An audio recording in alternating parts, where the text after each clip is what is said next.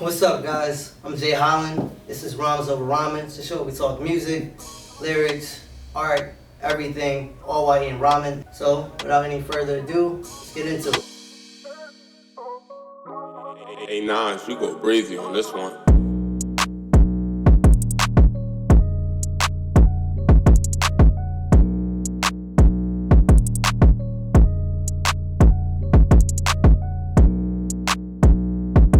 What's up, guys? I'm Jay Hollin. My co-host here, Gregory Hall.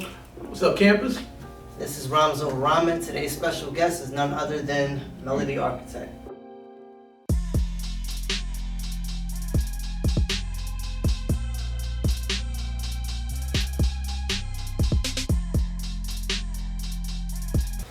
Well, Melody Architect is the architect of melodies, whereas like I don't want to like be like under only one genre, or I want to have my own sound. Like when you go back to Timbaland or Ye or the Neptunes, like it's just straight up. It's like you don't know it's them, but it's like certain characteristics you know it's them, and they never sound the same. So. Were those your influences? Yeah, those my influence growing up. That and Just Blaze. Yeah, Just Blaze is you good. know, Swiss Beats, High Tech, you know, like Pete Rock, a little bit of that DJ Premier, Jay Dilla, Ninth Wonder, like everybody just infused all into one. Pretty much all the good producers in hip hop. That's what you mess with. Yeah. Okay, like, good. Like my sound is kind of like my sound is more like hip hop driven. So like I make everything, but like it's really like grown from hip hop. Okay. Now, because I've heard a lot of your tracks, and you can tell you can hear the influence in your tracks. But at one point did you decide to how you developed your own sound? I think it was certain at a point when there was like a year where I was making stuff and I didn't sound like everybody, but I was working with certain like artists around my area, and it was like I could hear this and that. And every time I was starting making beats, I was like, I don't know what to sound like. I just wanted it to sound like something. But people tell me like, oh, this sounds different. It sounds this. It sounds that. And then I just kept on going. Like, cause at first, like, I've been doing like more than 8 years. So at first, like I was making like a lot of Dipset sounding beats, like, you know, like boom bappy beats. But then like when I was younger and I was a kid, I ran into somebody in the industry. And he told me like, you know, I want to work with you. Like, here's my manager's number and stuff like that. And that made me keep on going. Like, okay, this is actually serious. Now, when I first met you, I actually met you in a studio setting. Mm-hmm. I met you through Money Evs actually, and you was working with ABC Jams at the time. Yeah. I know you was their in-house producer because one of the other producers they had, sound engineers, he relocated. So I can't remember if he was there around the same time he was there. Yeah. Okay, so yeah, he definitely was there with B-Rocks, who's also a fan of, you know, the brand. So shout out to B-Rocks and ABC Jams.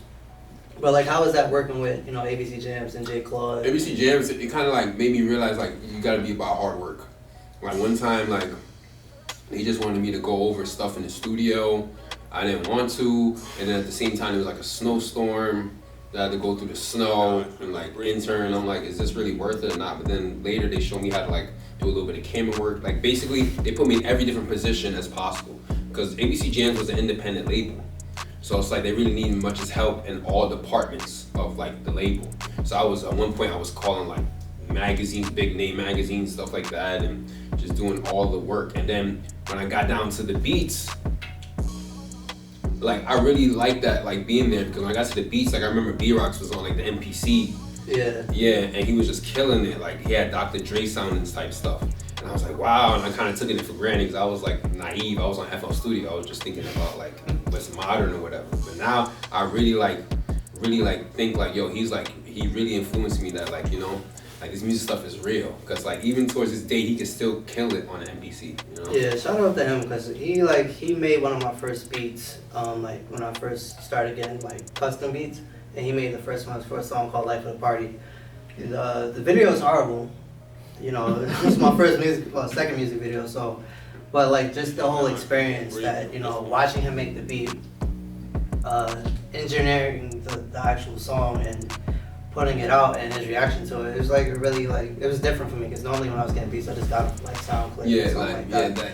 that year when I was at ABC Jams, I will never forget. So much like crap happened in that year. Like I interned for ABC Jams, and then like I stopped interning for them, and then like I was working at McDonald's, and then I ran into an A&R from Capitol Records, so I'm still cool with this till this day. And then that same year, like that industry dude was like somebody like really known. I don't know if like it's name dropping in here or something, but No, it's fine. but yeah, basically like I ran into Mos Def, like and his manager, Shout out to his Mos manager Def. fucked him. Yeah. His He was manager friends like with Mos really Def.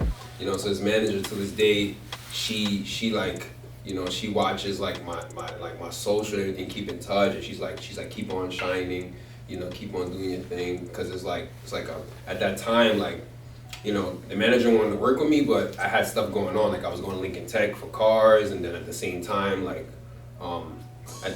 though, like I kind of like next couple of years later I got sick because I'm a cancer survivor. So it was like when I was in the hospital, I was going through chemo, but I was still talking to the Mos Def manager, like on the phone and stuff like that. Like everybody was like, "Yo, you wild, and like take care of your health." I'm like, "Nah, I'm bringing the keyboard in the hospital bed." Like. Well, listen, in the words of the great poet Offset Amigos, the grind don't stop. The grind don't stop. he's like, why did you make an Eagles reference on this show? But no, like I remember, you know, I also went through like a hospital thing. Not a hospital thing, but like, you know, a situation where I had to be in the hospital. And coming out of that situation, it created more of like a passion and drive. But your situation was completely different, it's more extreme. And I remember seeing you like go through that and seeing you still post. And actually, the first time I saw you after you had got out of the hospital, it was a show in Brooklyn I did.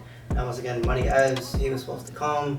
He couldn't make it, but he gave you the ticket. So I'm seeing you there, and I was like, oh, like, yeah, I'm just happy to see you because, you know, I've seen what you've been through. Like, you post it every day still, and so we saw the process and seeing you get better. So, like, you know, hats off to you for fighting cancer. Yeah, definitely. Yeah. Like, thank you. Yeah, I even wrote like the bars. I wrote bars too, because like the other thing is too is like I'm just starting into the rapping thing more. Like I used to freestyle like in the closet. Like in the closet. I used to freestyle in the closet. But like, you could have been no worse than me, because I actually at one time wanted to be a rapper, but I was horrible. And I didn't even have a rap name. Like I went by my regular name, Gregory, which is sad. And and now knowing where hip hop is today, especially with the sounds and the trap, I was ahead of my time, man. I'm bad. I could have had this mumble rap thing on locked. But segue into that, how do you feel about today's hip hop and where's it going? Honestly, I feel like at first, I'm not gonna lie, when I was a certain age, I was thinking to myself like, oh man, this is like macaroni and cheese rap or something. I don't know, it's just like so weird. Not even craft. Like, it's the store. But then later, like as a producer, from my ears and the sonics, I was like, yo, this like it's gonna hit. This is different. Like it's really dynamic. Like it's crazy. So I was telling myself like I'm not gonna lie, I'm the latest of the latest to get into Migos. And after that was like Travis Scott, and then like everything else just like started meshing in. Then like that was like around like maybe like 2013. That was a crazy year. 2013 was like dope for hip hop because you had Schoolboy Q out, then you had K Dot, you know, then you had J Cole 2013, you had A$AP Rocky 2013. That was cool. But then like there was still trap in different areas like Maxo Cream, stuff like that, like real trappy type of stuff.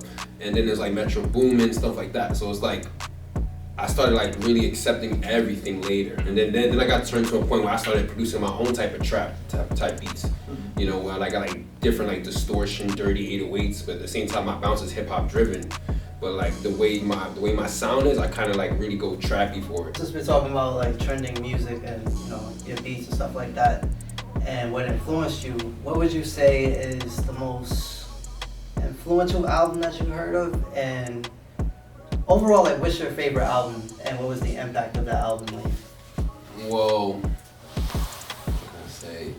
Well, I mean, so is it a two-part question? Yeah.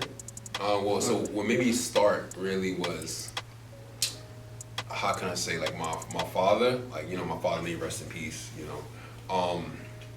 He was deaf mute, but like he would always like listen to hip hop through vibration and stuff. And like, you know, when I was young, I was into different genres and stuff, like listening to rock and everything like that. But then like my grandma was really strict or whatever. but he had Ride or Die Volume 1, and I used to listen to that from front to beginning, from the start to finish. And then my grandma heard me in my room listening to it, and she took it and like broke it in half. Whoa. So But she heard you enable DMXing out? Yeah, you know what I mean, like, in her defense, yeah, that's like hardcore rap. That's like the equivalent to like Wu-Tang. Like, it's kid in there listening to that. When she got to the part, like, talk is cheap, mother. Like, she kicked the door in. And I think like every generation has that like Wu-Tang, Mob Brothers, Mob Deep, G-Unit, NWA. So then what happened was I told my father in sign language, and then he was like, don't worry about it, don't sweat it. And I think he went to like, at that time it was like the Wiz or FYE or something, whatever. He went there and then the Wiz. I think he went over there, and then like he bought me another one. I was Gucci. But then what really happened was when I was listening to like 50. Like I was listening to 50 and G-Unit like way before like they got like blown up, like the DJ Who Can mixtapes. Oh, like the Guess Who's Back, 50, Guess Who's Back, 50, and all the G-Unit mixtapes. Yeah, like all like After My Cheddar, like LL Cool J covers. Oh, he was like taking like every song, remaking it, making it better than when the artist was putting it out there. And then like what really hit me was like Beg for Mercy, and then I really fell in love with like the sonics of like Beg for Mercy album. It was like really different, and then like. Yeah, that was like the most influential. And then after that later, it was like I just got crazy hooked onto like My Dark Twisted Fantasy by Kanye. That's definitely a good album. That was just like That was like crazy. Like I kept on listening to Soul Paul. Like it made me just want to, like, it just made me want to like sit in the dark and count money. And I got push a T like ugh, like they just want me to like. I felt that way with Jay-Z's American Gangster album. Anytime I hear that album, I'm like, you know what? I make a couple phone calls. I can make some moves. I get arrested within like 2 hours. I would want to say The Life and Times of Sean Carter Volume 3, but the problem was I only listened to like 5 tracks, and then I was like a little fuzzed out of it. Like I didn't really like. When I was growing up, I used to be that kid. I used to be that hypebeast kid, like that kid that just listened to the only singles that's on the album and then cut the rest. I didn't learn until I was like later, like older, like you should listen to the album from start to finish if you really like it. So like but that's like Life of Time Sean Carter Volume 3, that was a dope album. Dude, another like in terms of trap, the album that really got me on trap was well, it's 2. I want to say the A$AP Rocky one, the first one, and then Arrow Pharaoh by Travis Scott. Okay. Yeah, those are like really different. Like that made me want to made me learn more about Wonder Girl and all the Canadian producers. And then another big influence for some reason is like Drake. Like Take Care. I was in the hospital that whole year for Take Care. And I was listening to that album front to back in the hospital, like front to back. I would take a shower to like, what's that song? Over My Dead Body. I'd take a shower to put that crap on speaker and take a shower. And I got like these IVs all around me and ports on me, and I just listen to that junk over and over. The fact that you listen to it in the shower is the proper way to listen to a Drake album. Yeah. All you were missing was candles and a glass of red wine, like Merlot or something. I don't know. One of the topics we talked about prior to you mentioning that was how we feel like Drake is kind of this generation, like their version of Jay-Z essentially. Yeah, I really believe in that. People tell me like, oh, nah, I believe in that though. Yeah, I could definitely see like a lot of resemblance in just the way he moves. Only person I can compare it to is Jay-Z. I feel like every generation has that one guy. Yeah. The one, I mean, we all know the whole King of New York situation, but the whole King of Hip Hop, there's always that one guy that's think about it. It was like, we're gonna go back to it. It could be Rakim. Rakim's kind of like a Jay-Z. And then after that, you had, who else? Rakim, then it was like, maybe like, I want to say Tupac, but I feel like I can't say. Nah, because that's like in the same era as Biggie, kind of in a sense. So it's like the thing is with Jay-Z is that, and this is my opinion, I do definitely think he's one of the kings, But in my humble opinion, I think, like, I don't know if you're familiar with wrestling, somebody use this analogy. I always feel like Jay-Z is the Triple H of hip hop, where he's a top guy, but and he's never been the top guy, because if you think about it, when Jay-Z really got in his prime, you're talking late 90s, the guy was really DMX. DMX was the dude, you know what I'm saying? Like, he was kind of like the Stone Cold of that era. And like, so Jay-Z, we saying Rockefeller was the Generation X? yeah, essentially they were the family with DX. In a weird way, that makes sense. They were DX because, like I said, but I will give credit to Jay-Z. He is one of the few rappers that's able to survive through every era. But since the show is Rhymes Over Ramen, one of the things we like to do is, what's like the most hoodish version of your own, like, recipe that you made with ramen noodles? Like, struggle meals, basically. Struggle meal. I mean, I think one time I put like, I think it was like tuna fish and barbecue sauce. It was hitting. I mean, my stomach just did a weird, like.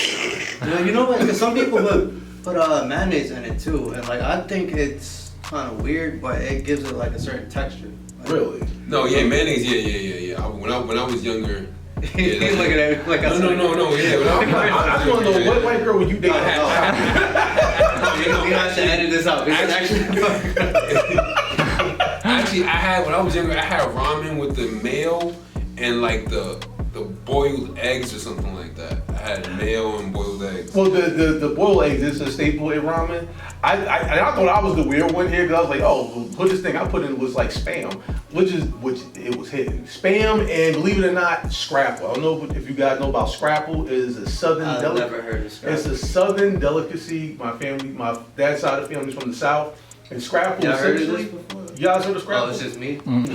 It's essentially, all it is just all the leftover parts. It's just like another version of bologna. It's just all the leftover parts of the pig and animals. It's actually very disgusting. But when I was young, I used to eat it.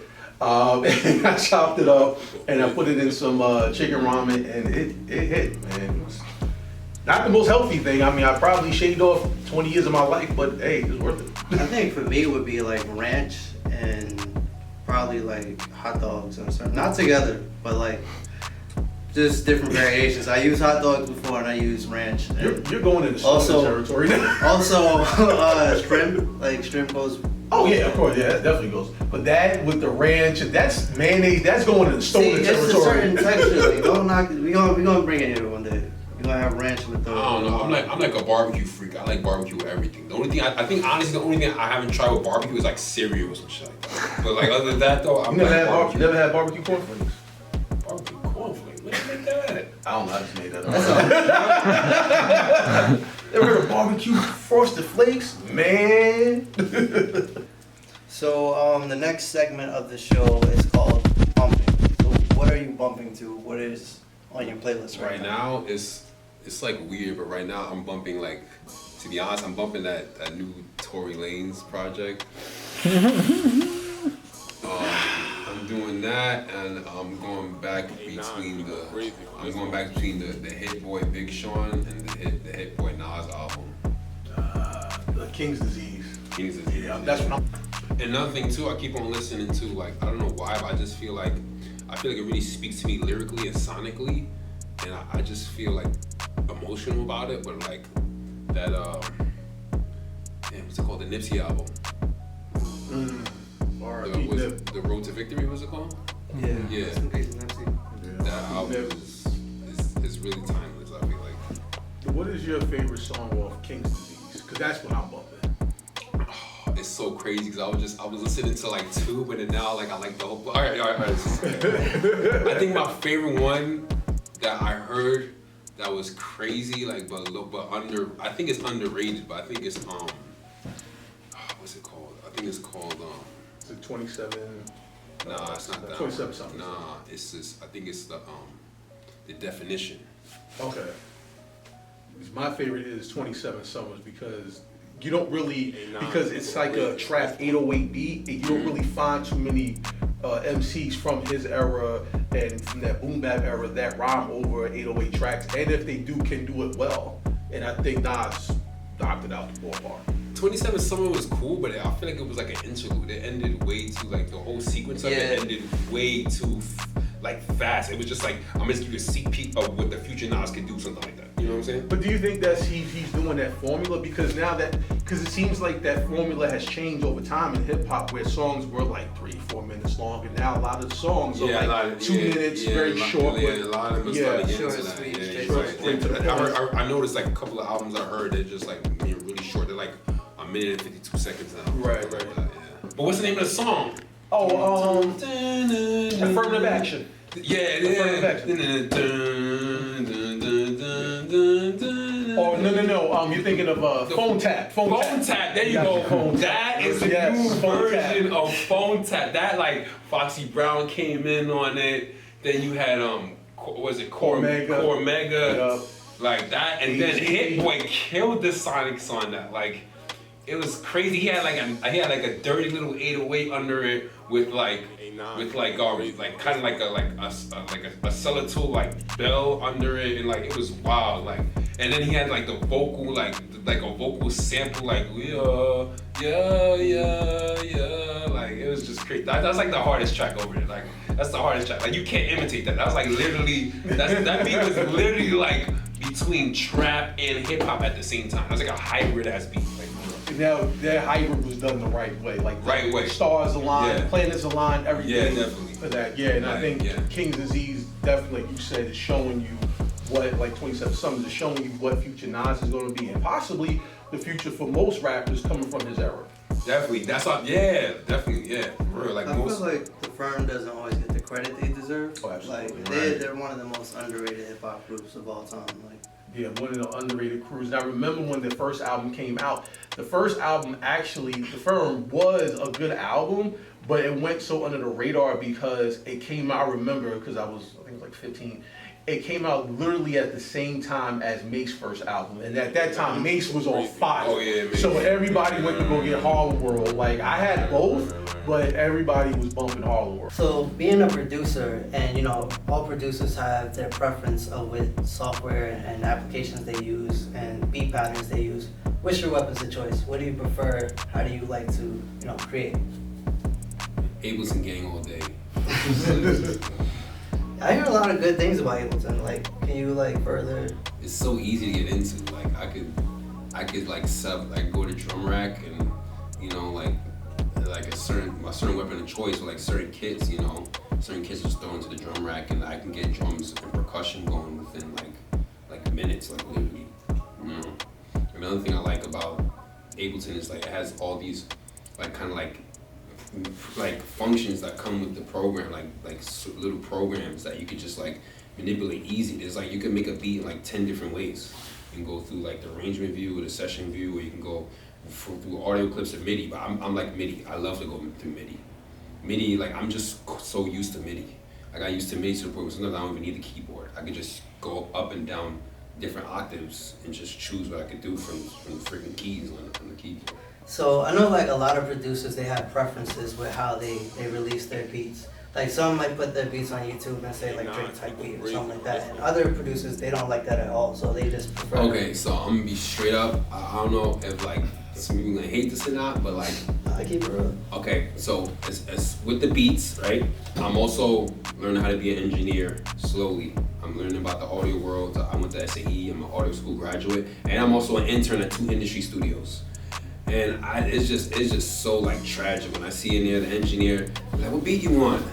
Oh, I want the, what I want to say, I want the future type beat. I want that type beat, whatever. And then they just rip it off of YouTube. And I'm like, that hurts my heart, cause how does that make me feel as a producer?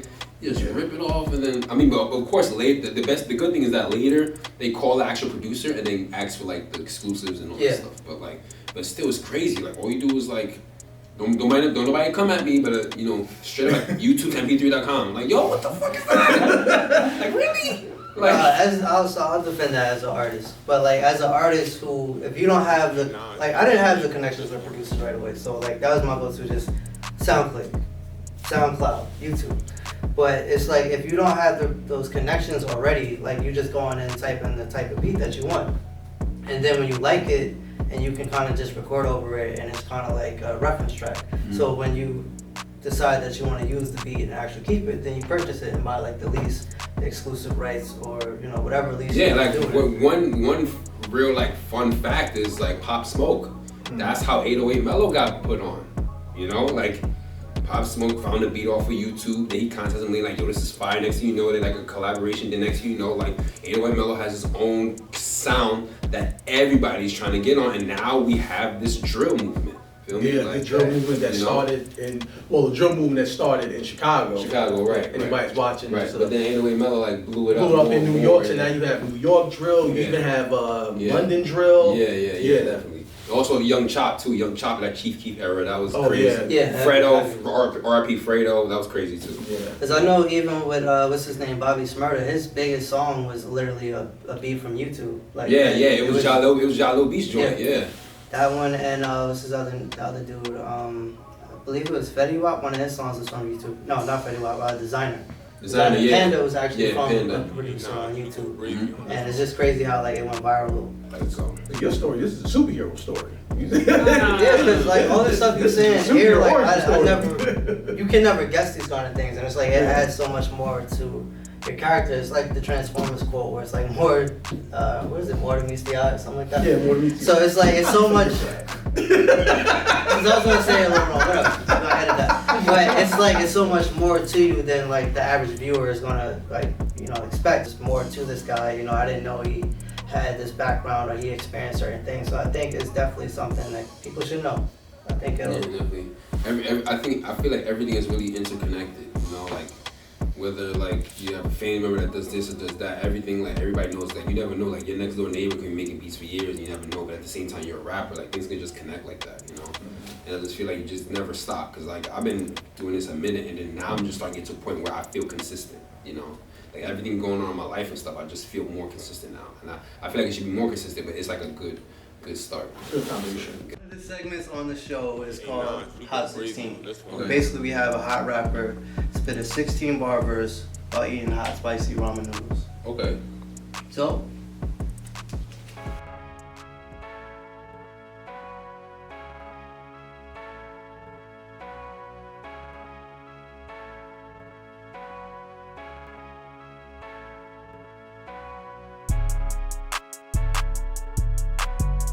Alright, let's do this. Alright, so you get that close up.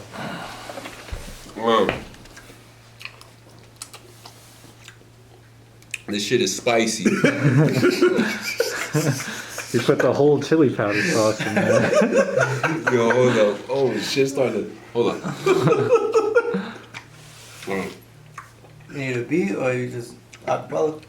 Yeah, I mean, if somebody can bang or something, I need like a little rhythm. Yeah. This shit is spicy.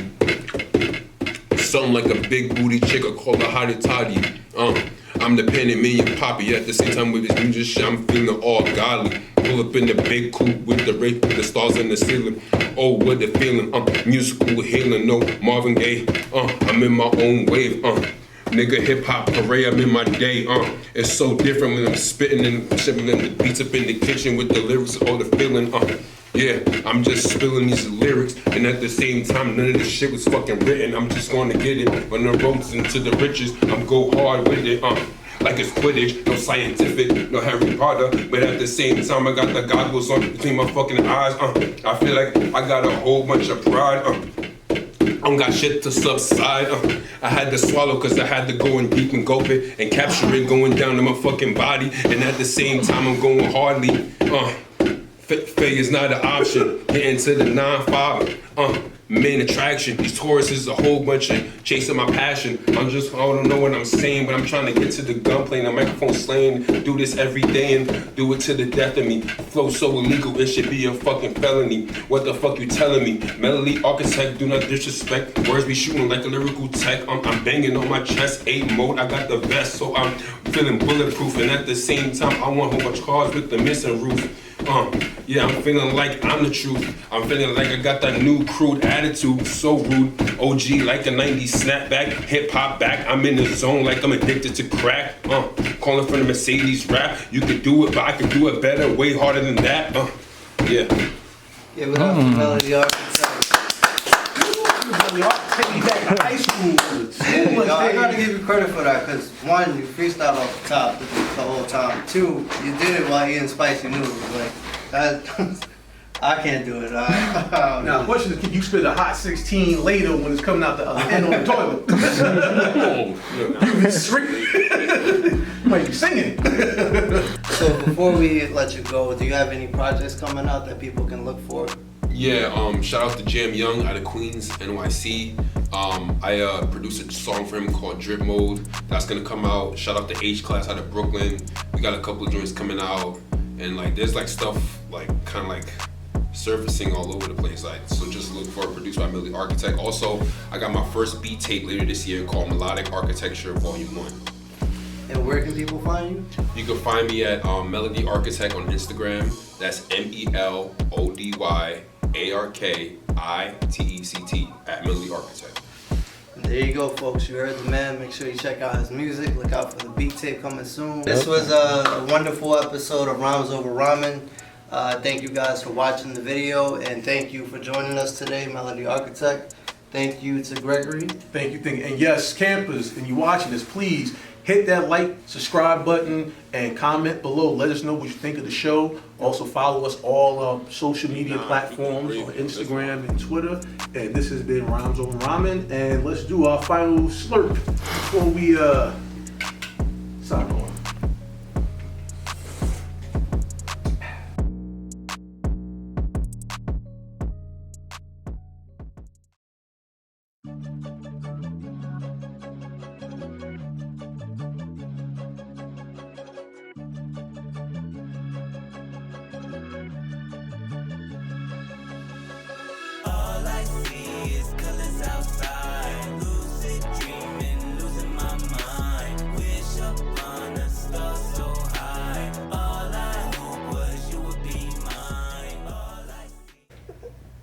It wasn't recorded.